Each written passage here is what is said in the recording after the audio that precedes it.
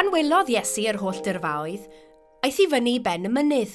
Pan eisteddodd I lawr, daeth I ddilynwyr ato, a dechreuodd I dysgu, a dweud, Mae rhai sy'n teimlo'n dlawd ag anigonol wedi bendithio'n fawr, oherwydd mae'r un nefol yn teirnasu yn ei bywydau. Mae rhai sy'n galaru wedi bendithio'n fawr, oherwydd byddan nhw'n cael eu cysuro.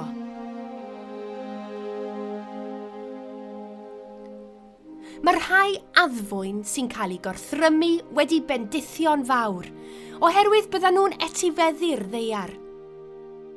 Mae rhai sy'n llwgu a sychedu am gyfiawnder wedi bendithio'n fawr, oherwydd byddan nhw'n cael eu bodloni'n llwyr. Mae rhai sy'n dangos trigaredd wedi bendithio'n fawr, oherwydd byddan nhw'n cael profi trigaredd eu hunain.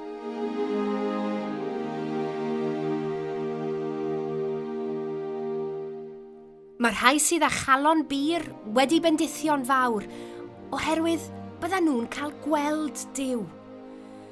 Mae rhai sy'n hyrwyddo heddwch wedi bendithio'n fawr, oherwydd byddan nhw'n cael eu galw'n blant Duw.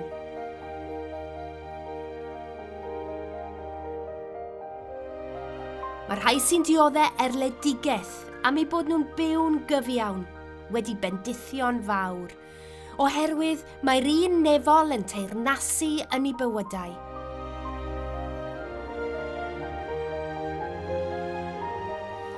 Pan fydd pobl yn eich sarhau chi a'ch erlyd ac yn dweud pethau drwg amdanoch chi am eich bod yn perthyn I mi, dych chi wedi'ch bendithio'n fawr, byddwch lawen, mwynhewch gweitha'r cwbl, achos mae gan Dduw yn y nefoedd wobr fawr I chi.